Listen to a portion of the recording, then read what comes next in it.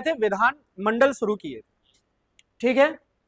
और विधान मंडल में हमने पढ़ना शुरू किया था कि इसके 2-3 अंग होते हैं, जिसमें गवर्नर होता है, जिसमें विधान परिषद होती है और विधान सभा होती है। गवर्नर हम पढ़ चुके थे, हमने विधान परिषद और विधान सभा पढ़ना शुरू किया था, हम रिवीजन कर रहे हैं तुरंत।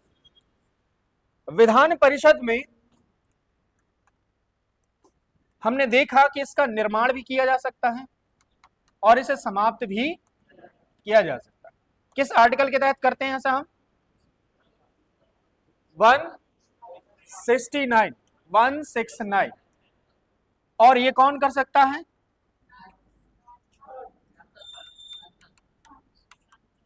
संसद, सांसद नहीं, संसद। बेटा आप रिवीजन करके नहीं आए, मुझे मालूम चल गया, आपके 2-4 शब्दों से हमें पता चल रहा है कि आपने पढ़ा नहीं है, घर में जाके 2-1.5 पन्ने कल लिखवाए थे, कल ज्यादा तो लिखवाया नहीं था, मुझे मालूम है। कोई बात नहीं, आज समझ लो।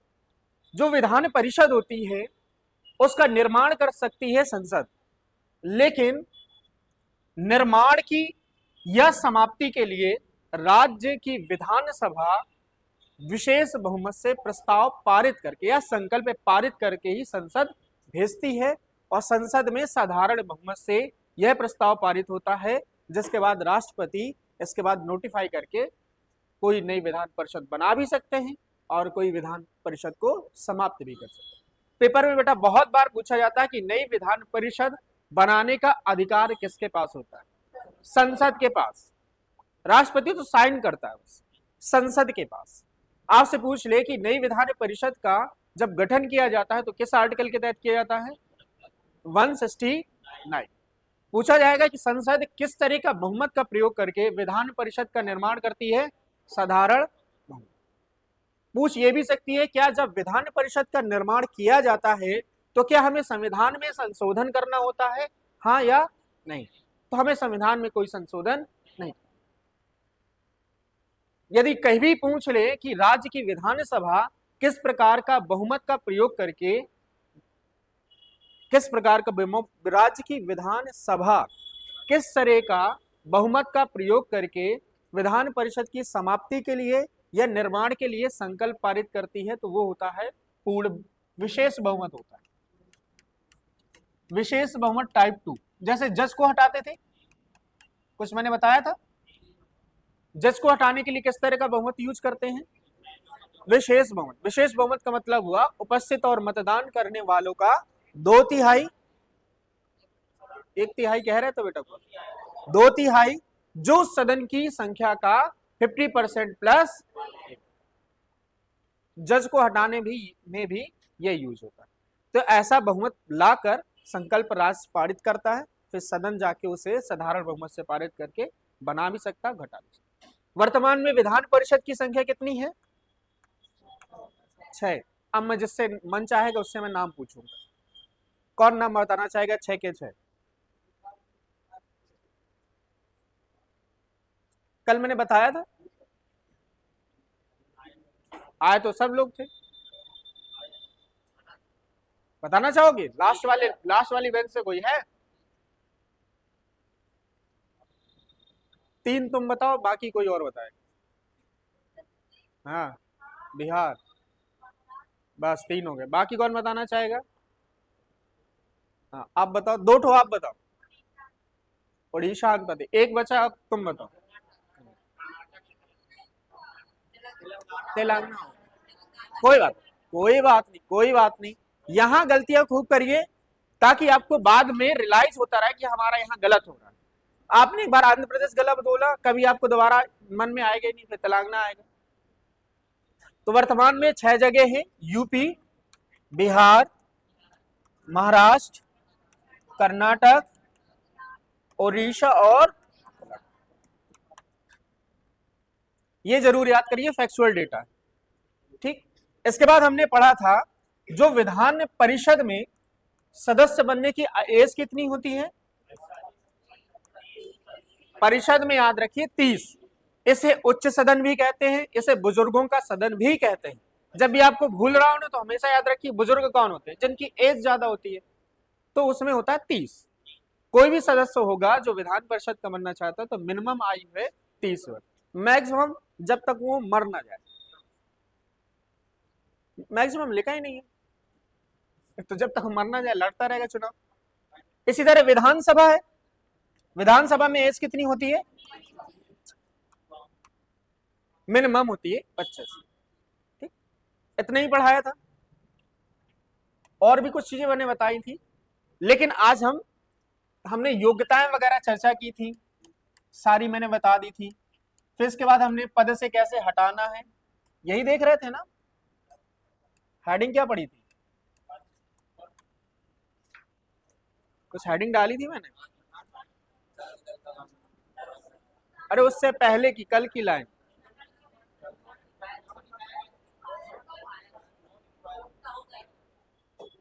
योग्यताएं हो गई थी,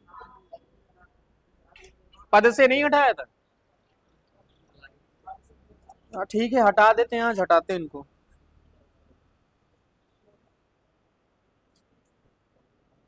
कोई बात नहीं, हल्ला नहीं, हल्ला नहीं, हल्ला नहीं। दल बदल कानून मैंने डाला ना, ये वाली में एक लाइन लिख लो, नोट में एक लाइन लिखो,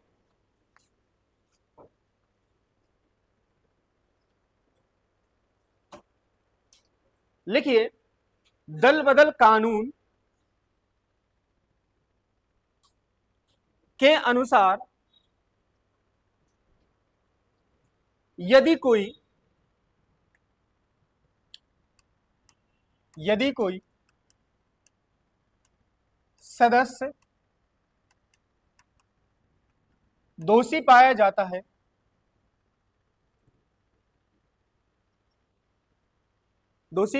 है तो उसका निर्णय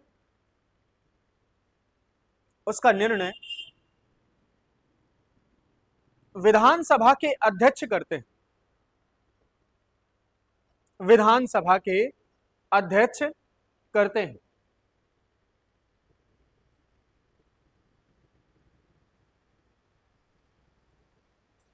जल्दी से देख लो दल बदल कानून, क्योंकि कुछ लोग नए हैं, उन्हें समझ में नहीं आएगा। तो दल बदल कानून कब जोड़ा गया था? 1950। किस संविधान संशोधन द्वारा? 92वां संविधान संशोधन। और ये किस अनुसूची में है? ये आपका फैक्चुअल डेटा, जो आपसे पेपर में बार बार पूछा जाता, और ये शायद पुलिस वाले एग्जाम में यही वाली अनुसूची पूछी थी कि दल बदल कानून किस अनुसूची में मिलता है, जो अभी पुलिस वाले लास्ट में अभी कांस्टेबल के होगा, हाँ इसी में था ये वाला। तो अनुसूचियां मैं सारी पढ़ा चुका हूं, जो नए बच्चे हैं वो लिख ले, क्योंकि मैं उसे लिखवाऊंगा नहीं, क्योंकि मैं पुराने को लिखवा चुका हूं। तो मैं थोड़ा समझा वर दूंगा ताकि आपको रिवीजन हो जाए, और जो नए बच्चे हैं उन्हें पता भी चलता रहे कि अच्छा ये कहां से बला है, दल बदल का मतलब क्या है। दल बदल में हमेशा याद रखिए दो शब्द हैं, दल बदल, दल बदलू व्यक्ति। मान के चलिए मैं जिस पार्टी से चुनाव लड़ूं, जिस सिंबल का मैं प्रयोग करके लड़ूं, और मैं उस सिंबल का या उसकी पार्टी की सदस्यता छोड़ दूं। जैसे मैंने एक पार्टी से जिसका नाम है ए, और इससे मैंने चुनाव लड़ा और जीत गया, और मैं जीत गया। इसके बाद मैंने इसकी क्या कर दी? सदस्यता छोड़ दी। मतलब इसकी मैंने पार्टी से त्याग पत्र दे दिया। तो इसका मतलब है कि मैंने इस दल बदल कानून के अनुसार इन प्रावधानों का उल्लंघन किया है, इसलिए मेरी सदस्यता रद्द की। ठीक, यदि क्या हो, यदि कोई सदस्य जिसे नॉमिनेट कर दिया जाता है, जैसे राज्यपाल नॉमिनेट करते हैं 1/6 सदस्यों को, इसी तरह अभी आज मैं पढ़ाऊंगा कि एक एंग्लो इंडियन को भी नियुक्त किया जाता विधानसभा में। आज मैं इसको लिखवाऊंगा, आरक्षण प्रणाली में लिखवाऊंगा। तो विधानसभा में एक सदस्य को राज्यपाल नॉमिनेट करता है, और विधान परिषद में 1/6 सदस्यों को नॉमिनेट करता है। मान के चल दिए कि गवर्नर ने मुझे नॉमिनेट कर दिया, तो मुझे यह निर्देश दिया गया है कि आप 6 माह के अंदर कोई भी पार्टी ज्वाइन कर सकते हैं, तो आपकी सदस्यता नहीं जाएगी। यदि आप 6 माह के बाद मैं कोई पार्टी ज्वाइन करना चाहूं तो मेरी सदस्यता रद्द कर दी जाएगी, या मैं सदस्यता का मतलब हुआ मैं विधानसभा का सदस्य नहीं रहूंगा। तो मतलब इसमें है कि 6 माह के अंदर यदि आप कोई पार्टी ज्वाइन कर लें तो आप सदस्य बने रहेंगे, लेकिन 6 माह के बाद यदि आप ज्वाइन करते हैं तो आपको वहां से वो हटा सकते हैं। ये सारे दल बदल कानून में प्रावधान, थोड़े थोड़े प्रावधान हैं जो मैं पढ़ा चुका हूं, यहाँ आपको लिखने नहीं है, लेकिन जो नए बच्चे हैं ये वाली 2 लाइनें जरूर लिख लें, छोटी सी लाइन बना के। ठीक है, हो गया ना, मैंने लिखवा दिया ना। दल बदल कानून के आधार पर कौन निर्णय लेता है? विधानसभा के अध्यक्ष। 2 चीजें पेपर में होती हैं, कभी कभी कुछ योग्यताएं तय करने के लिए जो मानदंड बने हैं, जैसे एज का मानदंड बना है, जैसे मैंने लिखा कि आरपीए एक्ट होता है 1951 के तहत कुछ विवाद विषय होते हैं, जैसे भ्रष्टाचार के मुद्दे में लिप्त पाया जाना, जैसे वो सती प्रथा जैसी चीजों को बढ़ावा देता है, या फिर वो चुनाव के जो ऑडिटिंग में भ्रष्टाचार कर ले, तो ऐसे मुद्दों पर निर्णय लेने का अधिकार होता है गवर्नर को। सिर्फ दल बदल कानून के आधार पर ही सिर्फ और सिर्फ विधानसभा का अध्यक्ष ही निर्णय ले सकते। इतना आपको याद रखना होगा, पेपर में कई बार आता है, कई बार ये चर्चा का विषय रहता है, कई बार ये न्यूज़पेपर में आता है। ठीक है, तो दल बदल में हमेशा कानून का दल बदल हमेशा याद रखिएगा, विधानसभा का अध्यक्ष। ऐसे ही जब हम केंद्र में की बात करेंगे तो वहां लोकसभा का अध्यक्ष दल बदल कानून के आधार पर जो भी प्रावधान होते हैं वो निर्णय लेने का अधिकारी। ठीक है, यहां तक समझ में आ गया। अगली बार, अगली हेडिंग बना लो आरक्षण व्यवस्था। पहले इसको समझ लो, आरक्षण व्यवस्था, फिर आगे पढ़े। आरक्षण व्यवस्था, अब इसको समझिए। आपको मालूम होगा कि हमारे देश में आरक्षण मिलता है, वो भी एससी, एसटी और जो ईडब्ल्यूएस, ओबीसी वर्ग, ऐसे लोगों को आरक्षण मिलता है। लेकिन हमारे संविधान में जो हमारी विधानसभा है या विधान परिषद, मोस्टली विधानसभा और लोकसभा में ही सीटें रिजर्व करने का प्रावधान संविधान ने कर रखा। देखिए, केंद्र के लिए 2 अनुच्छेद हैं जिसमें आरक्षण का प्रावधान है, इसी तरह राज्य में भी 2 अनुच्छेद हैं जिसमें आरक्षण का प्रावधान। मैं चाहूंगा कि आप इन्हें अनुच्छेद को थोड़ा सा याद कर लें। पहला, आप केंद्र में हमेशा याद रखिएगा, ये 330 से चालू होता है, 330, 331, 332 और 300। कोई याद करने में तो डिफिकल्टीज होगी नहीं।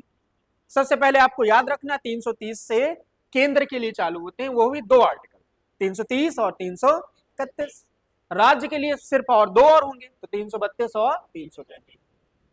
इस आर्टिकल में कहा गया है कि जो भी एससी और एसटी वर्ग होगा उसकी जनसंख्या के अनुसार लोकसभा में सीटें रिजर्व की जाएगी, और उन सीटों पर यदि चुनाव होगा तो उन सीटों से सिर्फ वही व्यक्ति चुनाव लड़ सकता है जो उस वर्ग से संबंधित हो। मान के चलिए हमारे यहां, ठीक है, मान के चलते हैं जो चित्रकूट और बांदा की, उदाहरण के लिए चित्रकूट और बांदा की जो सांसदीय का चुनाव होता है, ठीक है, तो मान के चलिए इसे एससी वर्ग के लिए रिजर्व कर दिया। एससी वर्ग के लिए, जैसे प्रधानी में होता नहीं है, महिलाओं के लिए आरक्षण वाली सीट आ गई तो सिर्फ महिला ही चुनाव लड़ सकती है, उसमें कोई पुरुष तो नहीं खड़ा होता ना। यदि वहां से एससी वर्ग की सीट आ गई तो सिर्फ एससी वर्ग का व्यक्ति ही चुनाव लड़ता है, कोई और नहीं लड़ता। तो इसी तरह क्या होता है, जब लोकसभा में सीटें रिजर्व कर दी जाती हैं, जैसे मान के चलते हैं बांदा चित्रकूट की सीटें, बांदा और चित्रकूट की जो एमपी वाली सीट है उसे रिजर्व कर दिया एससी वर्ग के लिए। तो मतलब एससी वर्ग के मतलब रिजर्व करने का मतलब है कि बांदा और चित्रकूट की जो लोकसभा का चुनाव होगा उसमें एससी वर्ग का व्यक्ति ही चुनाव में लड़ेगा और उसे में ही आपको वोट डालना, बाकी अन्य वर्ग का कोई व्यक्ति उसमें चुनाव नहीं लड़ सकता। समझ रहे हैं? इसी तरह जैसे हमारे यहां, फिर इसके बाद क्या है, 331 है। 331 में सिर्फ एक चीज याद रखिए कि इसमें लोकसभा में एंग्लो इंडियंस, कौन, एंग्लो इंडियंस के 2 सदस्यों को राष्ट्रपति द्वारा नॉमिनेट किया जाता है। कितने सदस्य? 2 सदस्य। और किनके द्वारा? राष्ट्रपति। ठीक, 330 हो गया, 331 हो गया, सेम टू सेम ऐसा ही है। जब आपको भूल जाए, कुछ नहीं याद करना है, SC और ST, यहां एंग्लो इंडियंस, और यहां कौन नियुक्त करेगा? राज्यपाल। लेकिन यहां सदस्यों की संख्या है विधानसभा में सिर्फ 1 और यहां लोकसभा में सिर्फ है, अंतर सिर्फ इतना ही है। आया, ये विधान सभा के लिए सीटें होती, क्योंकि हर जगह तो विधान परिषद नहीं बनी ना, तो इसलिए परिषद वाली सीटों को कोई रिजर्वेशन का प्रावधान नहीं है। तो ये 332 है और 333, तो आइए हम इसे लिख लेते हैं इस पॉइंट को। ठीक है, इसमें लिखिए, अनुच्छेद 332 के अनुसार, अनुच्छेद 332 के अनुसार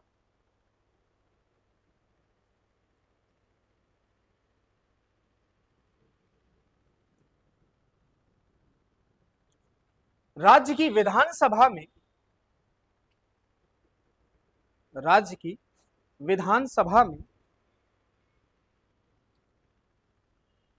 अनुसूचित जाति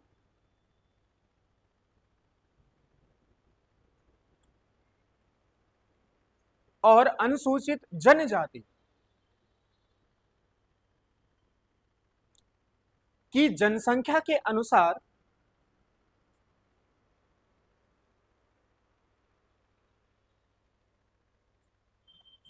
विधानसभा में कुछ सीटें आरक्षित की जाती, विधानसभा में कुछ सीटें आरक्षित की जाती,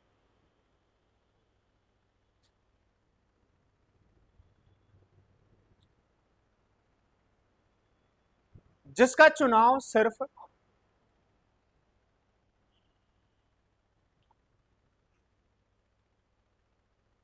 उस वर्ग का व्यक्ति ही लड़ सकता है, जिसका चुनाव सिर्फ उस वर्ग का व्यक्ति ही लड़ सकता है।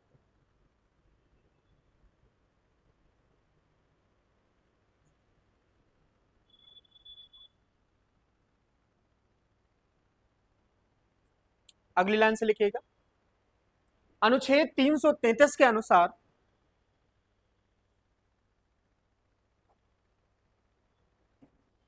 अनुसार राज्यपाल द्वारा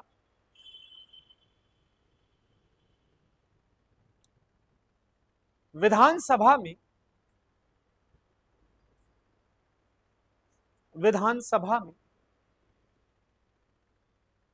एंग्लो इंडियन के एक सदस्य को, एंग्लो इंडियंस के एक सदस्य को, एंग्लो इंडियंस के एक सदस्य को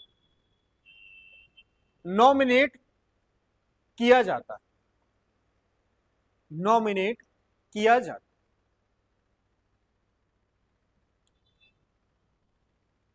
लेकिन 104वां संविधान संशोधन 2019, लेकिन 104वां संविधान संशोधन 2019 के अनुसार 104वां संविधान संशोधन 2019 के अनुसार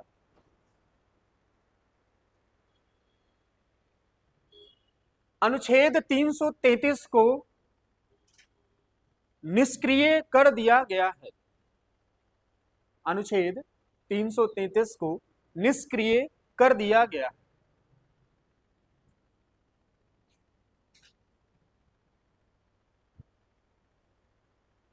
अतः अब कोई भी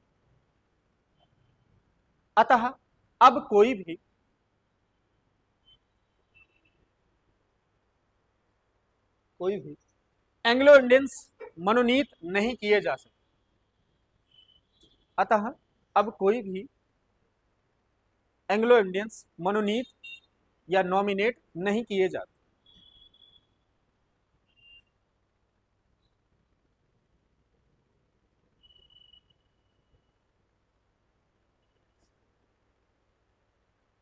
ठीक है बेटा, समझ में आया?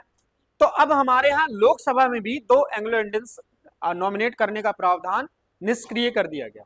तो अब हमारे यहाँ एंग्लो इंडियंस नियुक्त नहीं किए जाते। पेपर में कई बार पूछा जाता है ये आर्टिकल, तो आर्टिकल जरूर याद रखिएगा। वो आर्टिकल मैं लिखवा चुका हूं, ये आर्टिकल मैं यहां पढ़ा। यदि आपके ये आर्टिकल ना लिखे हो तो चुप्पे से इनको कहीं नोट कर, ठीक है।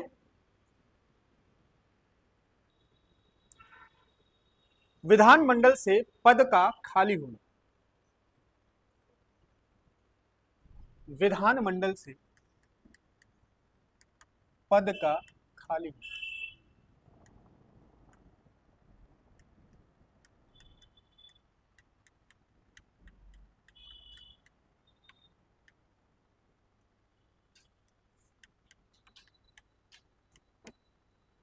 ठीक।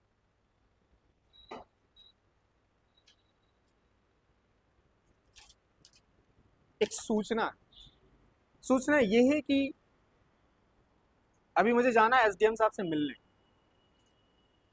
तो अब ये क्लास आज की डेट कल हो, यहीं तक आज पढ़ाऊंगा, क्योंकि अभी पंडित जैन कॉलेज जाना, वहाँ मीटिंग होनी है। तो अभी जो